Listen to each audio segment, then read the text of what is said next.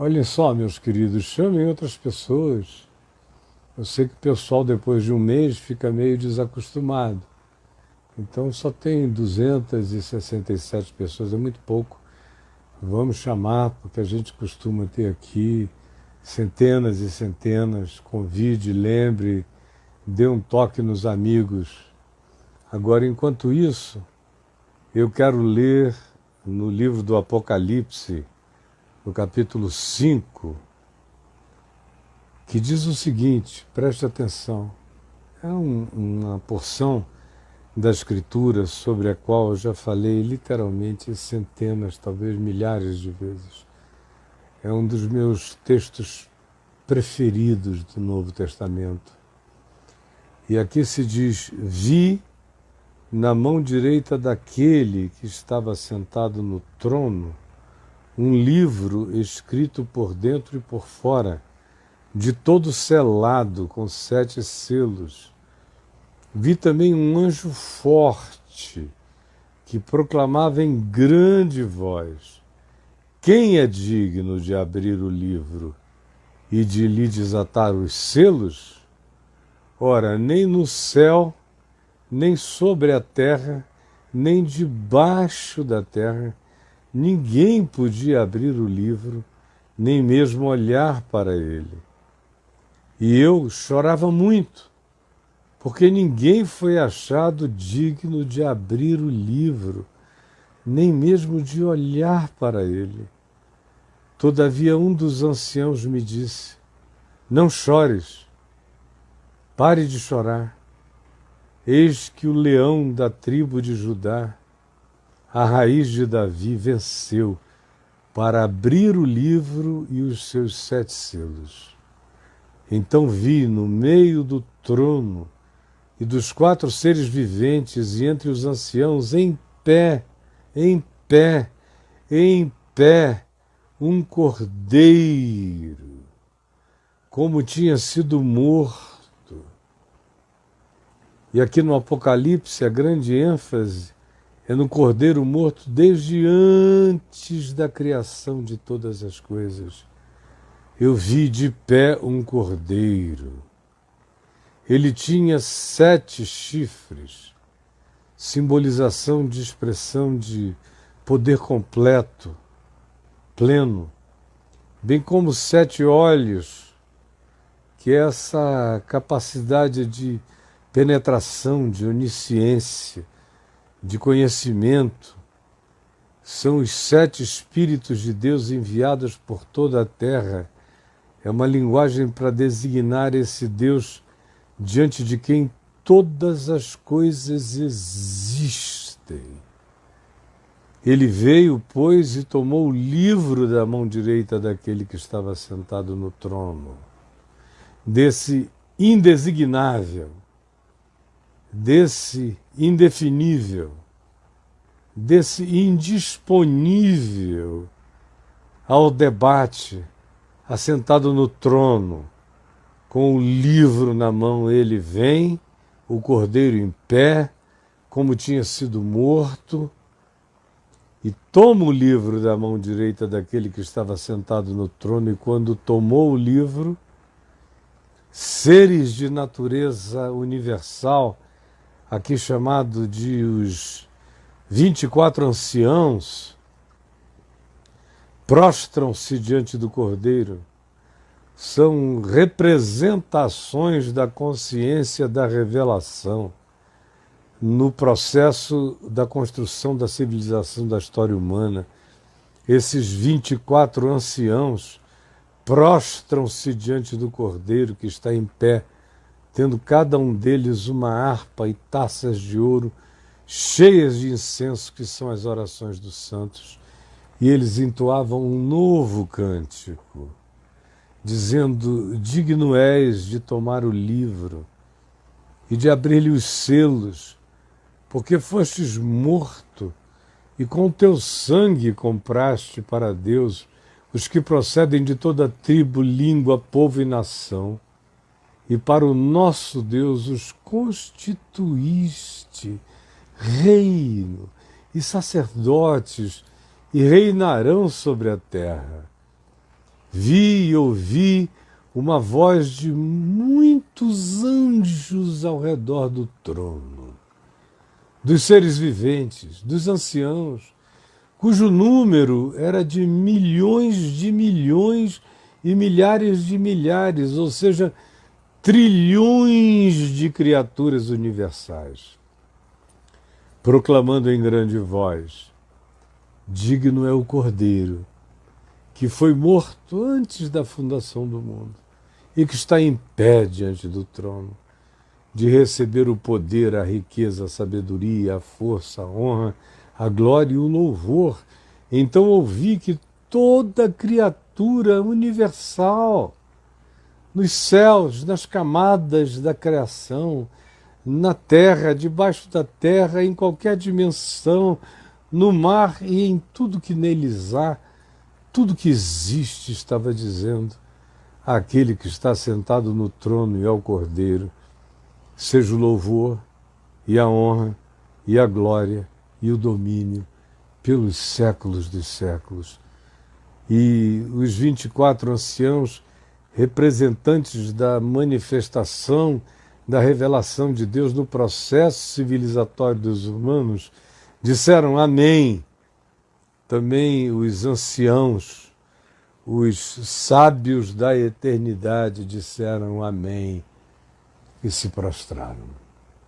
Eu amo esse texto porque ele é a conclusão do Apocalipse. Conquanto ele esteja aqui no capítulo 5, o Apocalipse não é tanto um livro cronológico quanto a escatologia dispensacionalista tentou nos vender. O Apocalipse é um livro de crescências. Ele vai designando histórias imediatas que vão se estabelecendo como arquétipos que vão designando a história idêntica à original, só que agora maior, porque a arquetipia aumenta o significado das coisas, e ele vai crescendo, como eu digo sempre, numa linha do tempo, mas que é uma espiral crescente, de modo que a cada nova geração ele aumenta. As mesmas coisas voltam e crescem. A cada nova era, ele dá saltos, às vezes, de significado.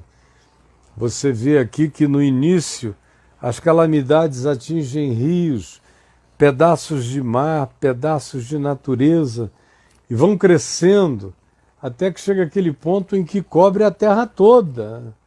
Já não é mais 1/3, nem 2/3, nem 3/3, nem 3/4, não, é tudo que existe sobre a Terra, deixando bem óbvia essa minha descrição para você aqui.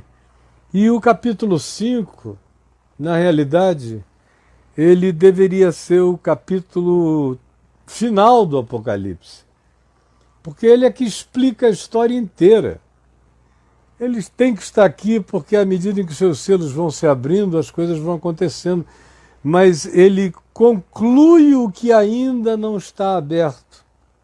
Os selos que não foram ainda abertos, que serão abertos, já terminam concluídos quando todas as criaturas universais se curvam, se voltam para esse Cordeiro que é a origem da própria criação, é o Cordeiro imolado antes da fundação do mundo, por cuja dádiva de amor os Big Bangs da criação explodiram para dar possibilidade e alternativa fenomenológica para tudo que Deus criou como natureza se expandir e se expandir.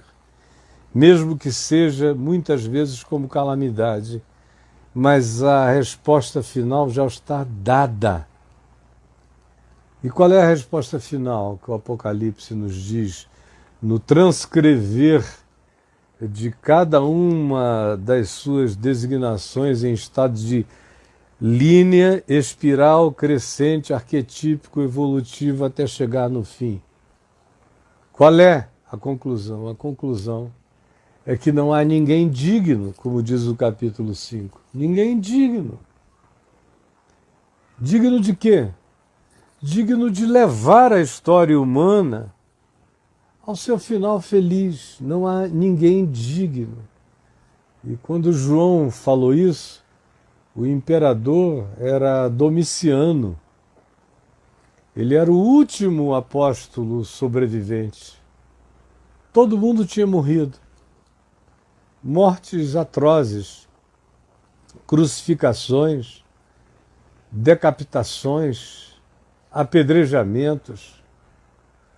Alguns tinham sido devorados por feras nas arenas. Outros tinham sido entregues como mártires, especialmente depois da criação do Coliseu, cuja construção, boa parte dela foi financiada pelos tesouros do Templo de Jerusalém, que foi saqueado e depois derrubado, mas era tanta riqueza que praticamente o Coliseu foi construído com boa parte da riqueza do templo que veio de Jerusalém na destruição no ano 70. E quantos cristãos foram entregues para a mortandade, para a carnificina ali? E alguns foram os maiores de todos. O Calígula foi um grande assassino, mas não foi só de cristãos, ele foi assassino de senadores, de parentes. Ele era um paranoico louco, cheio de luxúria, só queria fazer sua própria vontade. Ele dizia: eu sou o império, eu sou a Constituição, eu sou o Senado. Ele sofria dessa megalomania. Ele quis botar o cavalo dele, Incitatus era o nome do cavalo, para ser senador romano, para todo mundo chegar e ver Incitatus, que tinha fritado alguns hambúrgueres no Maine, e ele achou que era o bastante para tornar o Incitatus um senador romano. E depois ele achou isso pouco, resolveu colocar o Incitatus para ser cônsul. Cônsul era o segundo posto depois do imperador, era o cônsul. Para decidir tudo, era uma espécie de executivo do império, o cavalo dele. Você vê a loucura do que a gente estava vivendo ali, do que os irmãos estavam vivendo sob Calígula, né? Um louco, desvairado.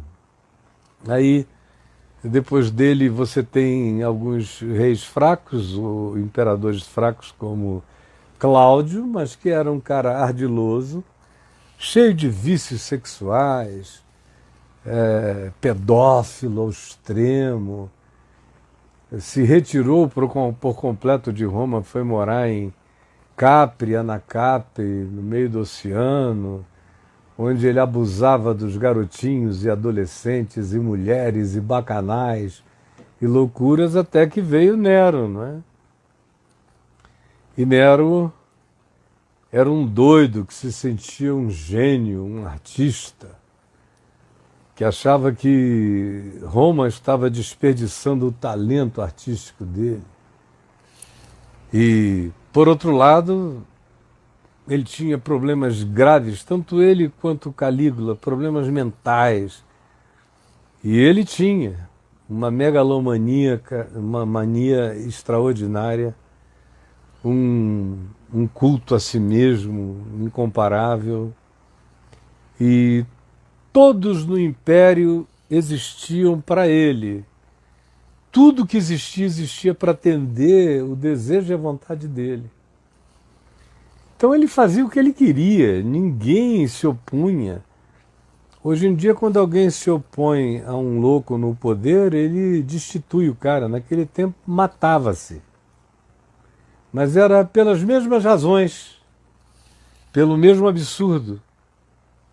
E é através de Nero, na sua loucura, que resolve chamar a atenção daquilo, desviar a atenção daquilo que ele gostaria, era um momento de muita fome, miséria, e ele distraía o povo com circo, morte, gladiadores, distribuição de pão, mas tinha chegado uma hora tão calamitosa que o povo já não estava mais conseguindo se deixar iludir por ele.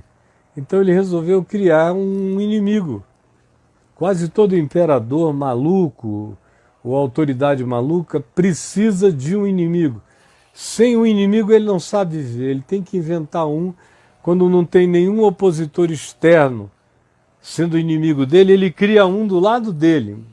Mas faz parte desse traço de doença mental que a gente encontra em toda a história humana, nesses seres que ficam tomados pela ideia de exacerbação de poder pessoal, quando eles se confundem com a própria autoridade das coisas. Como era normal no Império Romano e como se tornou normal em todas as ocasiões em que surgiu um idiota com pretensões tirânicas. É assim que acontece. Eu estou falando aqui o que aconteceu no Império Romano e tem alguém dizendo virou palanque. Cara, vai estudar história, eu só estou repetindo a história. Se você não gosta das semelhanças com o que você idolatra, vá dar um jeito na sua vida, mas eu estou aqui falando a verdade da história, em que incomoda você, que é idólatra dos Neros contemporâneos. E vá dormir com esse barulho, eu não estou no palanque. Eu estou como João aqui oferecendo a cabeça para quem quiser cortar, enquanto eu falo a verdade. Psiu. E então, Paulo, Pedro, morrem sob Nero. Ele toca fogo em Roma, bota a culpa nos cristãos, gera aquele frisson, pega aqueles cristãos piedosos e os seus principais representantes e os matam. Pedro é crucificado, a tradição diz que de cabeça para baixo, porque ele teria dito: eu não sou digno de morrer como morreu o meu Salvador. E Paulo foi decapitado. E a igreja levou aquele susto.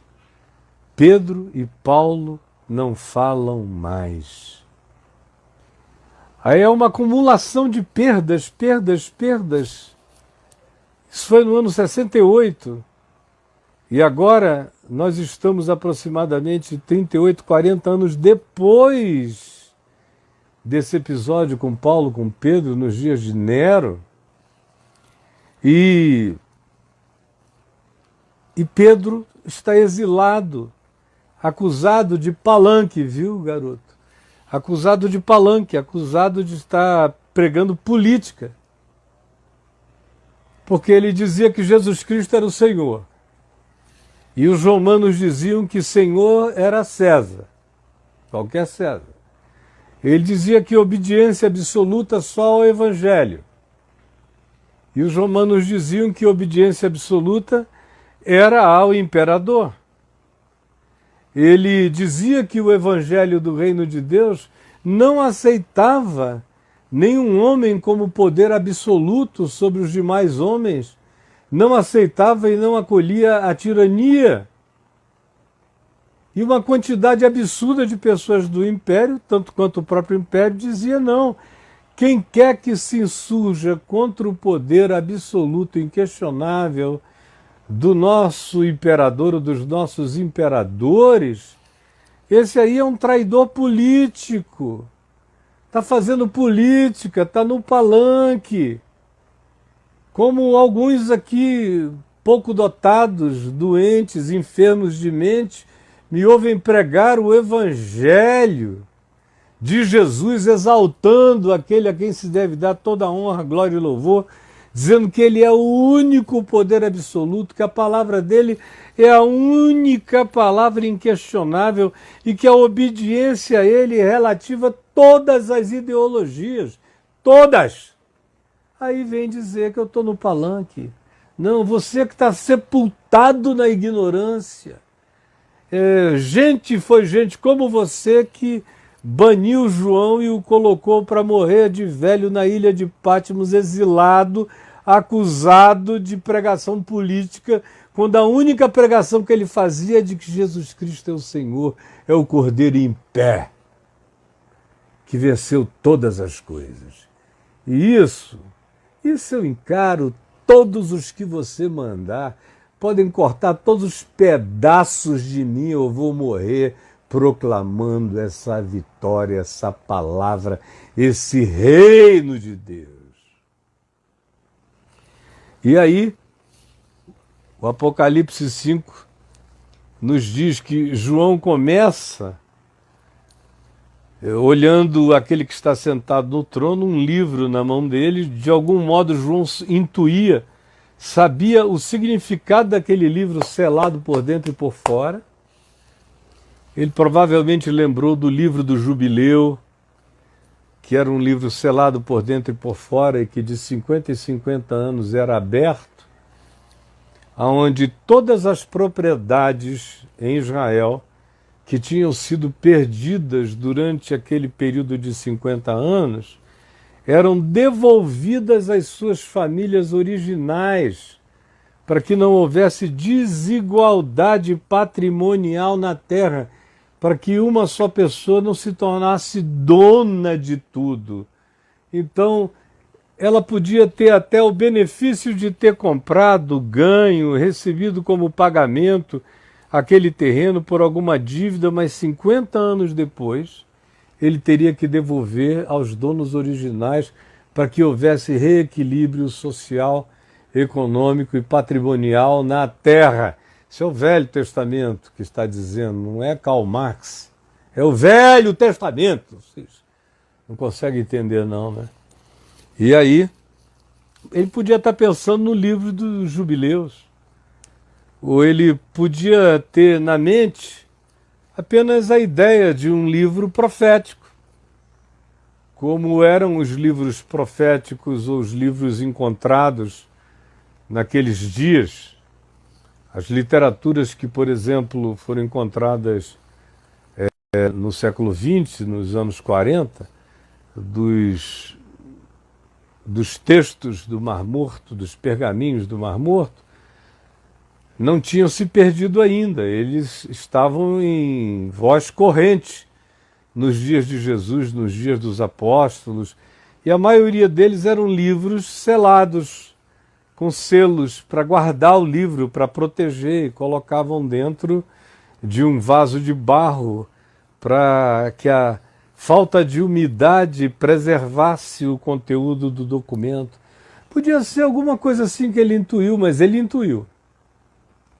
Ele intuiu que aquele livro selado por dentro e por fora era o livro que, uma vez desselado, iria abrir os eventos e as sequências que cresceriam nessa linear espiral crescente até a consumação de todas as coisas, até a volta do Senhor. Isso ele sabia com certeza. E quando ele olhou, ele falou: se a volta do Senhor depende de alguma criatura universal para fazer acontecer, nós estamos perdidos.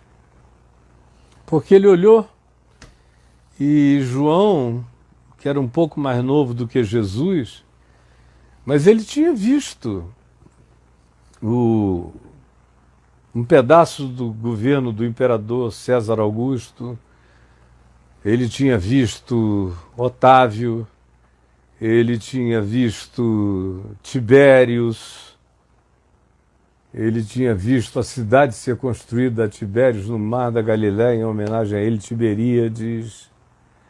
Ele tinha visto aquela multidão de cidades erigidas pelos Herodes em homenagem aos Césares em Israel.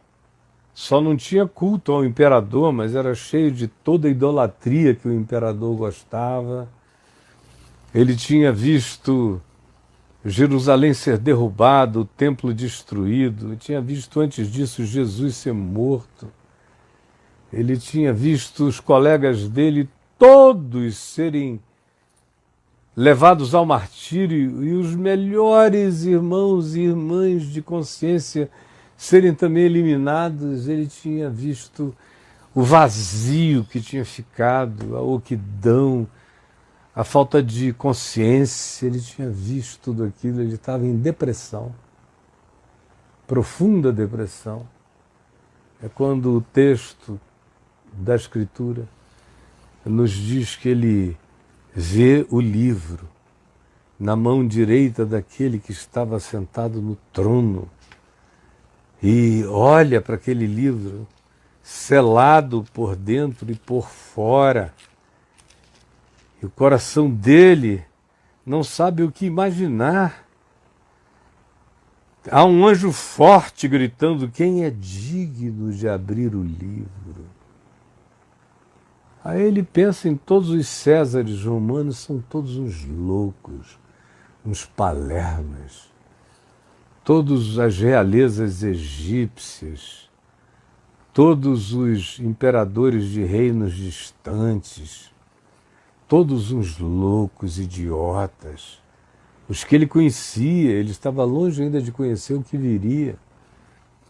Aí ele se desanima quando ele olha para o horizonte, ele diz: não tem. Só tem gente pensando na glória da sua própria insanidade. Nós estamos perdidos. Ele olha para o céu e não tem no céu. No céu não tem. Ele não coloca a sua esperança em nenhum anjo, arcanjo, principado, potestade. Ele não diz, quem sabe, o principado de Israel, representado pelo arcanjo Miguel, vencerá e abrirá o livro. Não. Ele diz, a soma de todos esses seres celestiais do bem não promoveriam a redenção da história sozinhos, não levariam a história humana ao seu desfecho necessário, nenhum deles. Nem o poder das trevas, nenhum diabo, nem a soma dos infernos. João aprendeu logo, aprendeu cedo, que quando Satanás disse a Jesus, tudo isso eu te darei, se prostrado me adorares, não passava de falácia. Quando ele disse, eu tenho os poderes desse mundo na minha mão, ele tem para fazer o mal, mas ele não os tem para fazer o bem. Ele não consegue realizar o bem.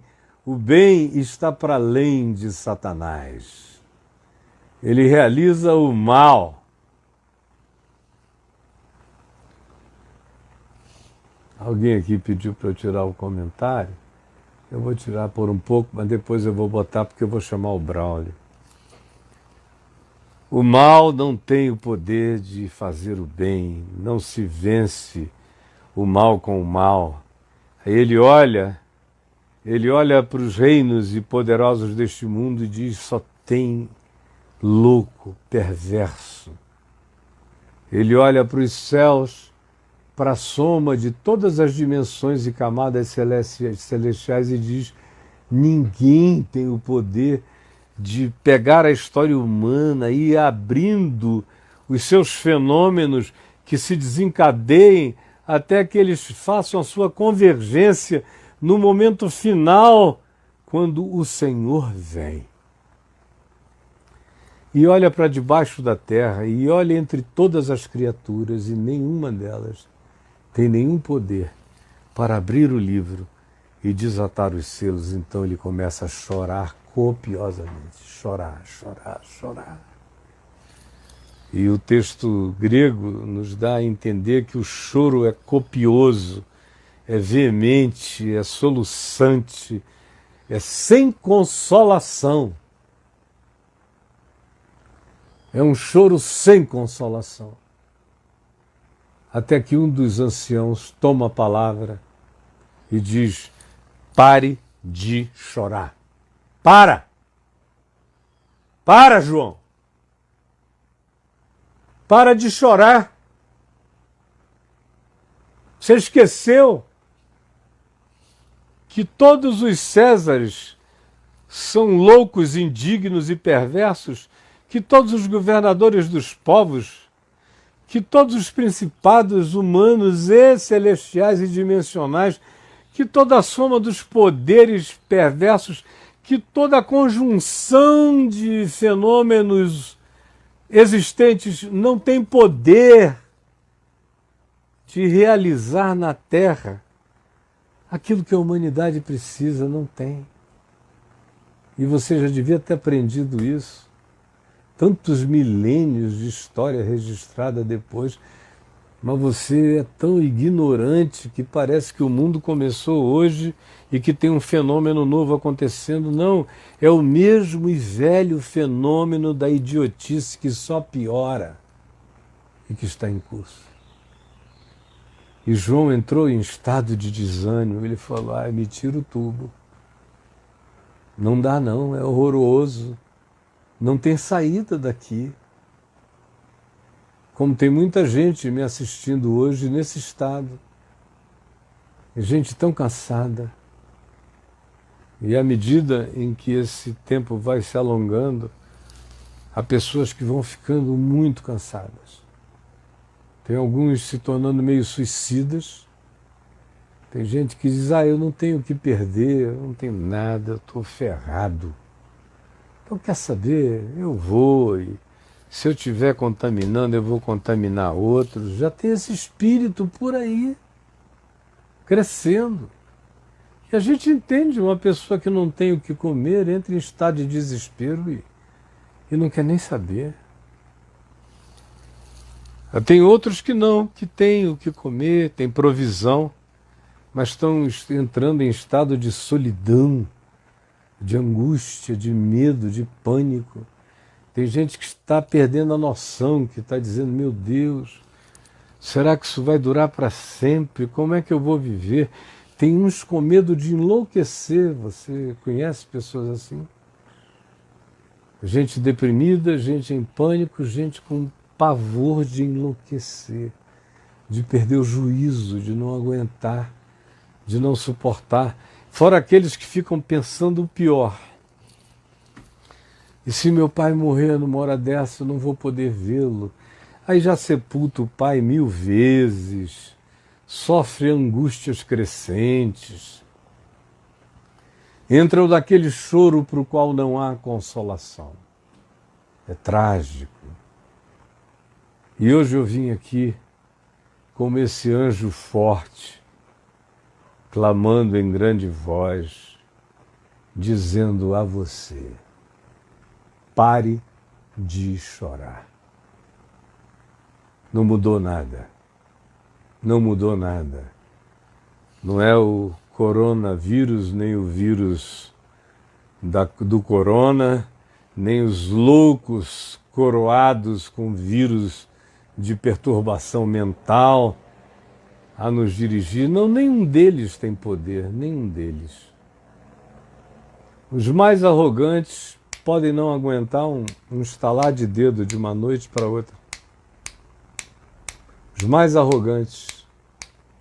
Eu não me preocupo com os mais arrogantes, eles falam suas bravatas, isso e aquilo. Eu digo, meu Deus, ele não suportaria uma embolia cerebral bem suave, ia passar o resto da vida assim, querendo abrir a boca sem conseguir, mas se arrogam a grandes coisas, a grandes poderes, a grandes dominações. Para mim são todos tolos. Sobre a cabeça de todos eles está escrito Mene, Mene, Tekel e Perzim. Mene, Mene, Tekel e Perzim, como sobre o umbral do palácio de Belsazar. Mene, Mene, Tekel e Perzim. Tu foste julgado, tu foste pesado, tu foste achado em falta. Eis aí o juízo de Deus sobre ti, ó arrogante, imbecil arrogante, achando que pode manipular as coisas de Deus, brincar com os artefatos da simbolização da fé, inconsequentemente, olha, eis a mão do Senhor sobre ti e sobre todos os que são assim. E eu estou daqui seguro como quem está sentado na torre de um atalaia, só vendo a soberania de Deus se manifestar e dizendo a você, pare de chorar. Enxugue essas lágrimas hoje. Amigo, a gente nem começou, isso aqui é um jujubinho que a gente está experimentando. Se você não está aguentando, lidando com uma coisa tão banal quanto essa, você não sabe o que é grotesco ainda. Aqui mesmo, todo dia quando eu vejo os números subnotificados dessa tragédia, e logo depois vejo algumas autoridades se arrogando e tratando da coisa como se não estivesse acontecendo nada, eu digo à minha mulher, infelizmente ainda não foi o bastante. Infelizmente ainda não foi o bastante. Porque o que vem por aí, e não é nessa coroninha, vem tanta coisa pela frente. Se o meu coração não tiver a raiz da vitória do Cordeiro, se o Cordeiro não estiver em pé, soberano na minha vida, no meu peito aqui, ó, e eu certo de que todo o poder lhe foi dado no céu e na terra, com a minha vida estribada na força do seu poder, sabendo que o verdadeiro amor lança fora o medo, portanto, andando no amor de Deus, que me cuida e me pastoreia e me liberta de todo pânico e de todo medo e me traz toda a segurança.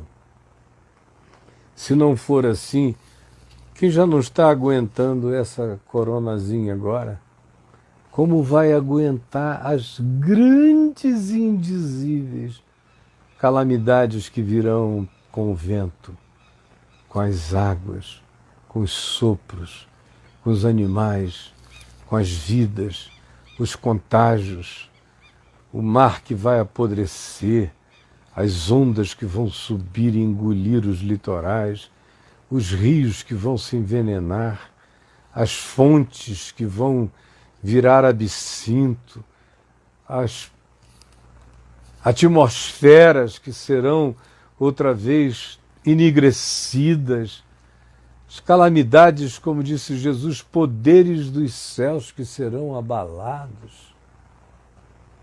Enquanto isso, os homens desmaiam de angústia. Jesus que disse, por causa da perplexidade das coisas que sobrevirão ao mundo. Ainda se tem, como diz Apocalipse 9, aquela praga da angústia de viver, quando se diz que os homens serão ferroados por um ente de uma natureza híbrida e que não mata, mas produz vontade de morrer, desesperadora. Tudo que as pessoas querem é se suicidar. Você não sabe de nada, está aí brincando de marcha, soldado, cabeça de papel.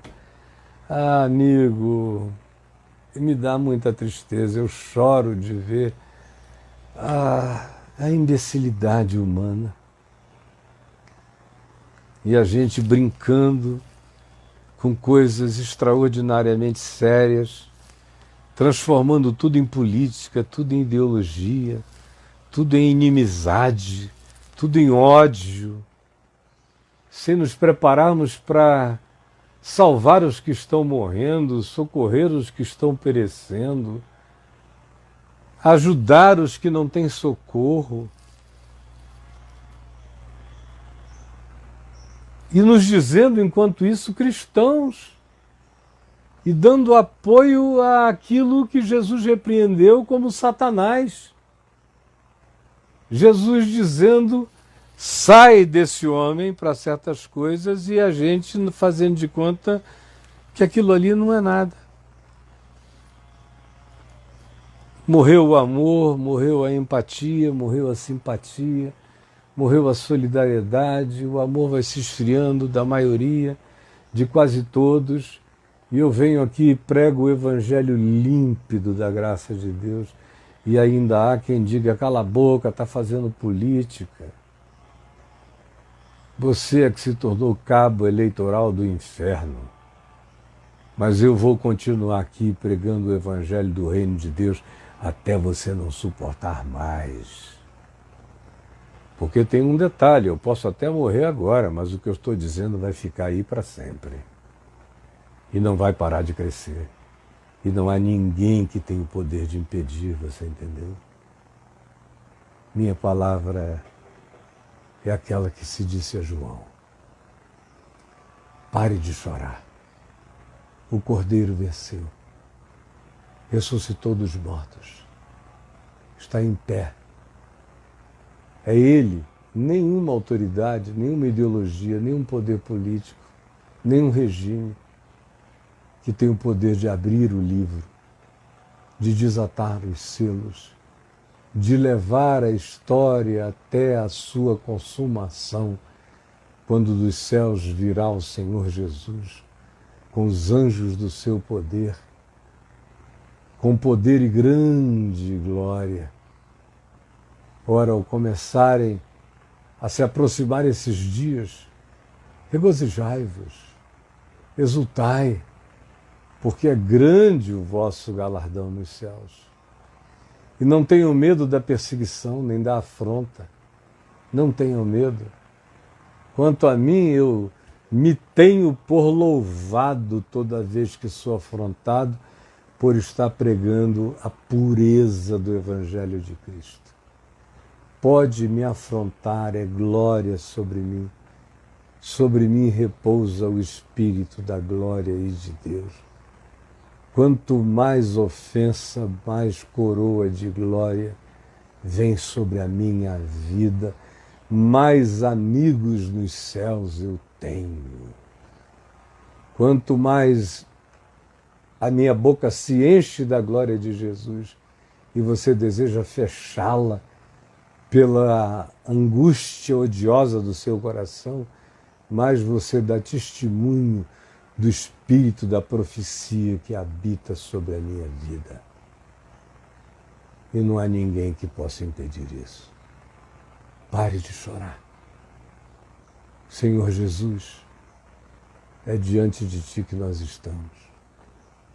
Eu falo bem baixinho, porque o poder não está no grito da minha voz, mas na autoridade da Tua verdade, rasgando, lacerando, quebrando corações, levando toda a desobediência cativa até a obediência de Cristo Jesus, todo pensamento, toda ideologia, toda mentira dogmatizada, sendo levada até a obediência de Cristo Jesus, enquanto tu anulas sofismas, mentiras e destróis fortalezas de pensamentos do engano na mente daqueles que foram cativados pelo engano dessa hora. É o que eu te imploro. Peço que o Espírito Santo se derrame, trazendo entendimento, discernimento e libertação. Em nome de Jesus. Amém e amém. Eu vou chamar o meu amigo Braulio. Cadê você, Braulito? Deixa eu ver se ele já entrou por aqui. Braulio Natos. E aí, Braulinho? Vai já entrar.